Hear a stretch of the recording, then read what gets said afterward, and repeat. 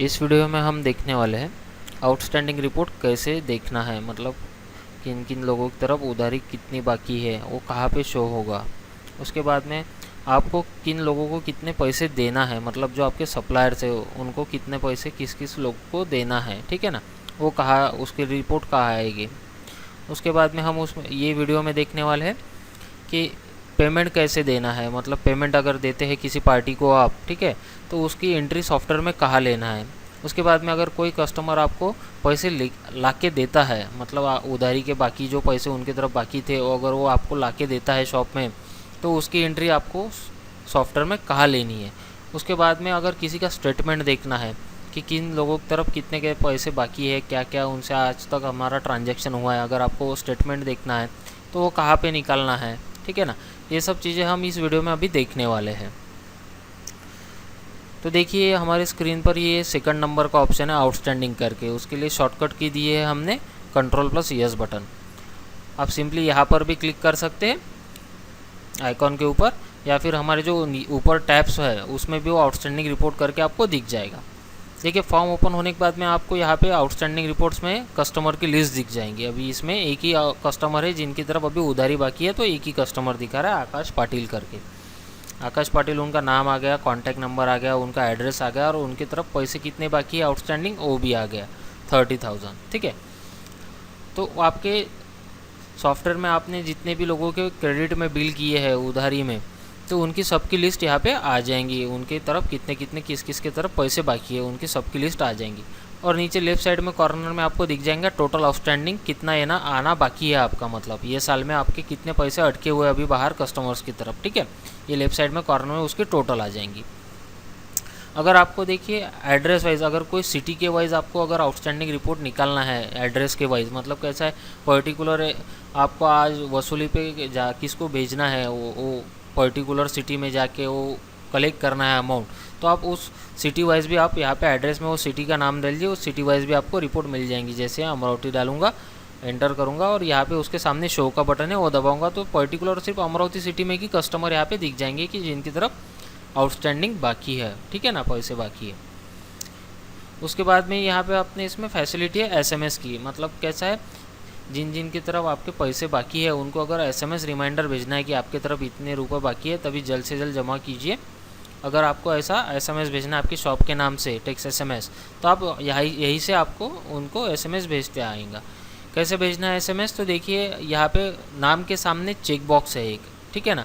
अगर आपको पर्टिकुलर एक ही आदमी को या पर्टिकुलर जो इंसान है उन लोगों को ही भेजना है 10-15 लिस्ट में से, तो उनके नाम के सामने आप क्लिक कीजिए और यहाँ पे सेंड एसएमएस का आपको राइट साइड में बटन मिल जाएगा ऊपर, यहाँ पे क्लिक कीजिए, डायरेक्टली उनको एसएमएस टेक्स्ट सेंड हो जाएगा। अगर आप यहाँ पे 100-200 लोग हैं, आपको उन सभी लोगों को एसएमएस भेजना है, तो यहाँ पे ऊपर सिलेक्ट ऑल का ऑप्शन है, आप सिलेक्ट ऑल करके सभी लोगों को सिलेक्ट कर लीजिएगा और सेंड एसएमएस पे एक बार क्लिक कर दीजिएगा। उनके अमाउंट मेंशन होके उनको मैसेज चले जाएगा टेक्स्ट कि आपकी तरफ इतने इतने पैसे बाकी है, ठीक है ना। उसी प्रकार अगर आपको ये लिस्ट की प्रिंट निकालना है तो आप डायरेक्टली यहाँ से प्रिंट भी निकाल सकते हैं। यहाँ पे प्रिंट का ऑप्शन है, ठीक है ना, राइट साइड में नीचे कॉर्नर में प्रिंट का बटन है। प्रिंट कैसे आती है मैं बता देता हूँ, क्लिक करता हूँ, देखिए ये आउटस्टैंडिंग रिपोर्ट है। डायरेक्ट यहाँ पे नाम आ जाएगा, उनका कॉन्टैक्ट नंबर, उनका कितना अमाउंट बाकी है उनकी तरफ उतना, और उनका एड्रेस, ठीक है। ऐसे ये लिस्ट आ जाएंगी। अगर आपको सिटी वाइज निकालना है तो सिटी वाइज भी लिस्ट निकल जाएंगी। मैं कैंसिल कर लेता हूँ इस प्रिंट को। अगर आपको निकालना रहा एरिया कोड वाइज, अगर आपको निकालना है, मतलब कैसा है बड़ी सिटी रहती है उसमें भी अगर एरिया कोड रहते हैं, मतलब छोटे छोटे एरियाज़ रहते हैं बड़े सिटी में, तो आप एरिया वाइज भी लिस्ट निकाल सकते हैं। वो एरिया कोड भी है हमारे सॉफ्टवेयर में दिया हुआ, ठीक है ना। उसके बाद में अभी यहाँ पे देखिए कस्टमर की जगह मैं सप्लायर सिलेक्ट करता हूँ और शो करता हूँ, तो यहाँ पे हमको ये दिख जाएगा कि हमने किन किन से माल परचेस किया है और उनको पेमेंट देने का बाकी है अभी तक, मतलब अपने सप्लायर्स की लिस्ट आ जाएंगी कि किन किन लोगों को अपने को पैसे देना और बाकी है। ये आपको देने के पैसे हैं, मतलब आप उनको देने वाले हैं, तो यहाँ पे उनका ये नीचे टोटल भी आ जाएंगे कि आपको कितने पैसे अभी टोटल देना बाकी है, ठीक है। इस प्रकार आप आउटस्टैंडिंग का देख सकते हैं। मैं फॉर्म क्लोज करता हूँ। उसके बाद में मैं बताता हूँ आपको पेमेंट और रिसिप्ट। यहाँ पे देखिए सेकंड रो में फर्स्ट ऑप्शन है रिसिप्ट। और यहाँ पे ट्रांजैक्शन में भी पेमेंट और रिसिप्ट है, ठीक है ना, F5 और F6। मैं रिसिप्ट ओपन करता हूँ। रिसिप्ट मतलब क्या है, कैश इन, अगर आपके पास पैसे आते हैं तो। अगर कोई कस्टमर है आपसे माल लेके जाता है क्रेडिट में, उधारी में, और वो 10 दिन बाद 1 महीने बाद आता है और पैसे जमा करता है, तो उसकी एंट्री कहाँ लेनी है, तो यहाँ पे रिसिप्ट में लेना है। मतलब क्या, कैश इन, हमने ब्रैकेट में लिख के दिया है कैश इन, ठीक है ना, अगर पैसे आते हैं तो। जैसे मैं लेता हूँ आकाश पाटिल, इनकी तरफ उधारी बाकी है, तो एक ही डाल दिया तो ये आकाश पाटिल का नाम दिख गया, एंटर कर दिया, एंटर बटन दबाया। एंटर बटन दबाने के बाद सिंपली यहाँ पे दिख जाएगा आउटस्टैंडिंग बैलेंस, उनकी तरफ पैसे कितना बाकी है, ठीक है ना, यहीं पे आपको दिख जाएंगे कि आपको कितना लेना है उनसे पैसे। अगर वो पूरे पैसे जमा करते हैं तो पूरे अमाउंट डालना है, अगर वो पार्शियल जमा कर रहे हैं, अभी जैसे 20,000 जमा कर रहे हैं उसमें से। नरेशन, उन्होंने नेक्स्ट डेट कौन सी दी है पेमेंट देने के लिए, तो आप यहाँ पे मेंशन कर सकते हैं नरेशन में कि नेक्स्ट डेट इन्होंने ये दी है रिमेनिंग अमाउंट के लिए, ठीक है। नरेशन में आप कुछ भी लिख सकते हैं। उसके बाद में उन्होंने कैश दिया, चेक दिया, NEFT RTGS क्या किया है आप वो यहाँ पे ले सकते हैं। अगर कैश देते हैं तो कैश लेना है। बाय हैंड, बाय हैंड क्या है, तो कैश किसने रिसीव किया, आपके शॉप में कैश किसने रिसीव की, वो खुद का नाम डालेंगे जो है कैश रिसीव कर रहा है, ठीक है। उसके बाद में सेव करना है।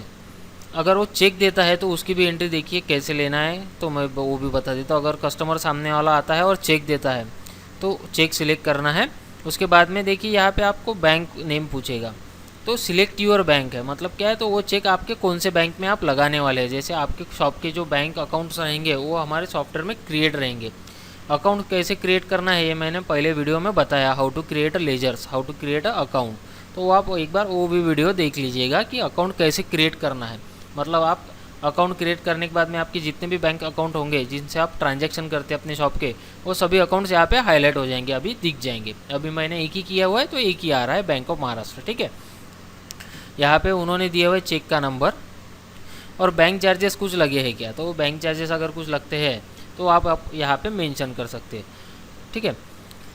उसके बाद में उन्होंने जो चेक दिया है उसकी डेट क्या थी, यहाँ पे चेक की डेट भी आप यहाँ पे ले सकते हैं। उसके बाद में ये सेव कर लेता हूँ मैं, एंटर करके सेव सक्सेसफुल ऐसे मैसेज आएगा और इसकी प्रिंट भी आ जाएंगी। ये प्रिंट निकाल के आपकी यहाँ पे सिग्नेचर करके कस्टमर को आप दे दीजिए कि आपके पैसे रिसीव हो गए, ठीक है ना, ये उसकी रिसिप्ट है। मैं कैंसिल कर लेता हूँ इसको। इसी प्रकार आपको किसी भी प्रकार के पैसे आते हैं तो आपको यहाँ पे लेना है, अगर कैश इन आती है तो आपको यहाँ पे एंट्री करना है उसकी, ठीक है।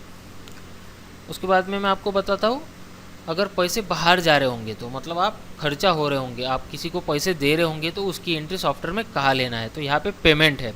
और ट्रांजैक्शन में ऊपर भी आपको मैंने बताया था, ट्रांजैक्शन में ऑप्शन है पेमेंट का, तो मैं यहाँ पे क्लिक कर देता हूँ। उसका शॉर्टकट की है F5 बटन। देखिए हमने ब्रैकेट में यहीं पे लिख के दिया, फॉर्म ओपन होने के बाद में आपको यहाँ पे दिख जाएगा कैश आउट, मतलब किसी भी प्रकार आपके शॉप से अगर पैसे बाहर जा रहे हैं तो आप यहाँ से उसकी एंट्री कर दीजिए पहले। देखिए जैसे आपको पैसे देने बाकी है आनंद केएस के, ये देखिए आनंद केएस के, ये आपके सप्लायर्स है। मैंने सप्लायर्स ऐड किया है, परचेस लिया है इनसे, मैंने परचेस के वीडियो में आपको बताया है परचेस कैसे लेना है, क्या लेना है। तो हमने क्रेडिट में लिया था वो टाइम परचेस, तो उनकी तरफ अभी अपने पैसे देना बाकी है। तो देखिए मैं सिलेक्ट करता हूँ, एंटर बटन दबाता हूँ, तो दिख जाएगा कि 1 लाख रुपये देना बाकी है अभी इनको। तो अभी हम अगर इनको पैसे दे रहे हैं तो अभी देखिए मैं एंटर कर देता हूँ, 1 लाख रुपए दे रहे हैं, एंटर। नरेशन अगर आपको कुछ लिखना रहा तो उसके बाद में आप उनको कैश दे रहे, चेक दे रहे, NEFT RTGS कर रहे, तो सिंपली मैंने आपको चेक का बताया, अभी मैं NEFT RTGS बताऊंगा। NEFT RTGS आप कौन से बैंक से आपका NEFT RTGS कर रहे हैं, ठीक है ना। अगर ये पार्टी को पैसे जा रहे हैं तो आप कौन से बैंक से दे रहे हैं, तो जैसे बैंक ऑफ महाराष्ट्र, उसका UTR नंबर आपको यहाँ डालना है। उसके बाद में कुछ बैंक चार्जेस लगे हैं क्या, तो आप यहाँ पे डाल सकते हैं और सिंपली एंटर करके सेव कर सकते हैं। अभी देखिए इसमें आपके दोनों एंट्रीज हो रहे हैं, मतलब उसको काउंटर एंट्रीज बोलते हैं। आपके ये कस्टमर की तरफ खाते में से भी पैसे कम हो रहे हैं और आपके बैंक में भी एंट्री हो रही कि ये बैंक से ये कस्टमर की तरफ पैसे गए हैं, ट्रांजैक्शन हुआ है। एक ही एंट्री में दोनों तरफ इफेक्ट हो जाएगा, बैंक के अकाउंट में भी और कस्टमर के जो सप्लायर का अकाउंट है उसमें भी, ठीक है। मैं सेव कर लेता हूँ, सेव सक्सेसफुली। इसकी आपको प्रिंट निकालने की ज़रूरत नहीं, अगर आपको निकालना चाहते हैं तो आप इसकी भी प्रिंट निकाल सकते हैं, ठीक है ना। उसके बाद देखिए आपको डेली कैश डिपॉजिट करना पड़ता है बैंक में, ठीक है ना। आप डेली कैश डिपॉजिट करते हैं बैंक में, तो उसकी एंट्री कैसे लेना है तो मैं आपको यहाँ पे बता देता हूँ। कैश आउट में ही, मतलब पेमेंट में ही आपको उसकी एंट्री मारना है अगर आप डेली कैश डिपॉजिट करते हैं बैंक में तो, ठीक है ना। तो यहाँ पे मैं लूँगा बैंक ऑफ महाराष्ट्र, देखिए BA डाल दिया तो ये बैंक ऑफ महाराष्ट्र जैसे अकाउंट क्रिएट किया हुआ है तो यहाँ पे वो दिख गया है। एंटर करता हूँ। अभी देखिए यहीं पे दिख जाएगा आपके बैंक में कितना पैसे अभी डिपॉजिट है, मतलब अभी क्रेडिटेड है। तो अभी इतने पैसे अपने अकाउंट में है, यहीं पे अपने को दिख जाएगा। अभी और आज आप अगर डिपॉजिट करने वाले हैं, जैसे आप और आज 2 लाख रुपए डाल रहे हैं बैंक में कैश, एंटर कैश डिपॉजिट, ठीक है। कंपल्सरी नरेशन लिखना ही है आपको, अगर याद रहने के लिए आप कुछ लिखना चाहते हैं तो आप यहाँ पे नरेशन में लिख सकते हैं। Mode of payment cash, enter, और कंट्रोल एस दबा देता हूँ, सिंपली सेव हो जाएगा, सेव सक्सेसफुली, ठीक है। इसकी प्रिंट नहीं लूँगा मैं, कैंसिल करता हूँ अब, ठीक है। इस प्रकार आपको बैंक की भी एंट्री करनी है यहाँ से। उसके बाद में मैं आपको बताऊँगा, अगर किसी का आपको स्टेटमेंट निकालना है, उनके पूरे ट्रांजैक्शंस देखना है अभी तक उनसे अपना क्या व्यवहार हुआ है, तो अभी देखिए हमारे सॉफ्टवेयर में ये 3rd रो में अकाउंट स्टेटमेंट करके उसको F7 करके शॉर्टकट की दी है। यही टैब हमारा इधर डिटेल्स में भी है। अभी आप यहाँ पे जाएंगे ऊपर टैब में तो यहाँ पे भी आपको अकाउंट स्टेटमेंट दिख जाएगा, मतलब ये जो आइकॉन्स आपको दिख रहे हैं ये ऊपर भी है हमारे टैब्स में, ठीक है। तो मैं ओपन करता हूँ अकाउंट स्टेटमेंट। आपको अगर किसी का भी अकाउंट स्टेटमेंट चेक करना है, सप्लायर रहे कस्टमर रहे, अगर किसी का भी आपको स्टेटमेंट चेक करना है, आप अपना ट्रांजैक्शन कितना क्या हुआ अभी तक, तो आप यहीं से देख सकते हैं। जैसे मैं लेता हूँ आकाश पाटिल, पहले कस्टमर का लेता हूँ, एंटर, कौन से तारीख से कौन से तारीख तक अपने को उनका स्टेटमेंट देखना है। जैसे मैं लेता हूँ 1 अप्रैल से, मतलब कैसा अपना फाइनेंशियल ईयर जहाँ से चालू होता है तभी से, ठीक है, तो आज की डेट तक। तो देखिए आकाश पाटिल का ये हमने स्टेटमेंट निकाल लिया। तो इनकी तरफ देखिए ओपनिंग बैलेंस था ये, मतलब पिछले साल के बचे हुए पैसे थे इनके 1 अप्रैल से पहले के जो रहते हैं वो ओपनिंग बैलेंस रहता है, ठीक है। तो उसके बाद में उन्होंने अभी ये 6 तारीख को 7वें महीने में 20,000 रुपये जमा किए। ये कॉलम में आ जाएगा डेबिट के, उनकी तरफ पैसे कितने बाकी थे और उन्होंने कौन से डेट को कितने पैसे जमा किए, ये इधर क्रेडिट में आ जाएगा। और क्लोजिंग बैलेंस में आपको दिखा देगा कि उनके तरफ पैसे कितने बाकी है। DR है मतलब क्या है, तो आपको लेना है, अगर कस्टमर का देख रहे हैं और DR है तो आपको पैसे उनसे लेना है, ठीक है। और आप कस्टमर का है और यहाँ पे अमाउंट जो है वो CR आती है, तो वो कैसा है, आपकी तरफ उनके एक्स्ट्रा पैसे जमा हैं, ठीक है। ये बात आपको ध्यान में रखना है, DR और CR में डिफरेंस क्या है। DR रहता है तो अपने को उनसे लेना है, ठीक है। अगर CR रहता है तो उनके अपने तरफ जमा है पैसे एक्स्ट्रा, ठीक है। इसकी अगर आपको प्रिंट लेनी है तो आप डायरेक्टली यहाँ से प्रिंट ले सकते हैं, जैसे हम बैंक का स्टेटमेंट प्रिंट निकाल के लाते हैं, ठीक है ना, उसी प्रकार इसका प्रिंट भी आ जाएगा। अगर उसका आपको PDF जनरेट करना है तो आप PDF भी जनरेट कर सकते हैं। देखिए ये PDF का बटन है, यहाँ पे PDF भी कर सकते हैं। इसका अगर आपको एक्सपोर्ट टू एक्सेल करना है तो नीचे डाउन में हमने दिया है एक्सपोर्ट टू एक्सेल का ऑप्शन, एक्सेल फाइल भी क्रिएट कर सकते हैं। PDF निकाल के आपको मेल पे भेजना है या फिर व्हाट्सअप करना है, आप क्या करना है, आप PDF करके भी आपको सेव कर सकते हैं इसमें, ठीक है। अभी यही पे हम देख सकते हैं सप्लायर्स के भी अपने अकाउंट्स का ट्रांजैक्शन क्या है हिस्ट्री, ठीक है। जैसे मैं लेता हूँ आनंद केस के,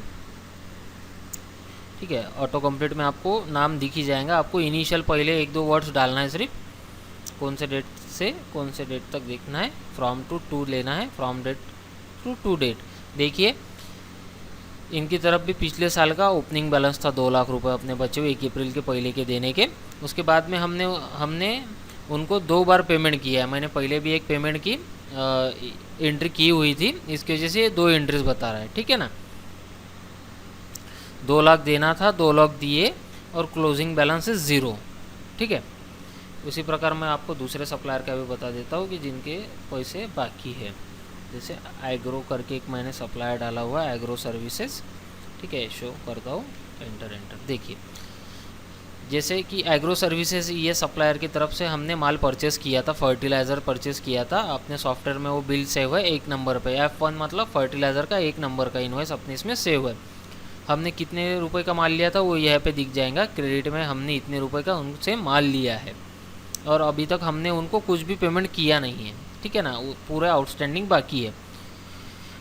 अगर आप कस्टमर का देख रहे हैं तो मैंने जैसे CRDR बताया था उसके रिवर्स यहाँ पे है, ठीक है ना। अगर आप सप्लायर का अकाउंट देख रहे हैं तो ये जो क्लोजिंग बैलेंस है CR है, अगर सप्लायर का है CR है तो वो हमको देना बाकी है, ठीक है ना। यहाँ पे रिवर्स रहता है। सप्लायर्स के लिए CR मतलब अपने को देना है पैसे और DR मतलब अपने पैसे जमा हैं, यहाँ पे रिवर्स रहता है।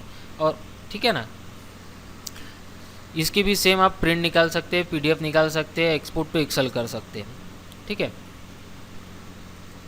उसके बाद मैं आपको बताना चाहूँगा, आपके शॉप में अगर कोई कस्टमर आता है और रेट पूछता है कि ये बैग कितने की है, वो बैग कितने की है, तो आपको अगर रेट पता नहीं है, कोई नया बंदा है आपके शॉप में और आप नहीं है, प्रेजेंट नहीं है, तो अगर उसको रेट बताना है तो कहाँ पे देखेगा। जैसे देखिए हमारे होम स्क्रीन पर यहाँ पे न्यू ये आइटम का नाम डालने के लिए जगह है, आइटम नेम करके हमने लिखा हुआ है, ठीक है ना। यहाँ पे जैसे मैं डालते हूँ यूरिया, तो देखिए यू डाल दिया तो यूरिया के सभी आ गए। यूरिया इफ़ को डालता हूँ और यहाँ पे शो करता हूँ तो उसके सेल्स रेट दिख जाएंगे कि अपनी सेल्स प्राइस क्या है, हमने सॉफ्टवेयर में फिट की हुई इसकी सेल्स प्राइस क्या है, ठीक है।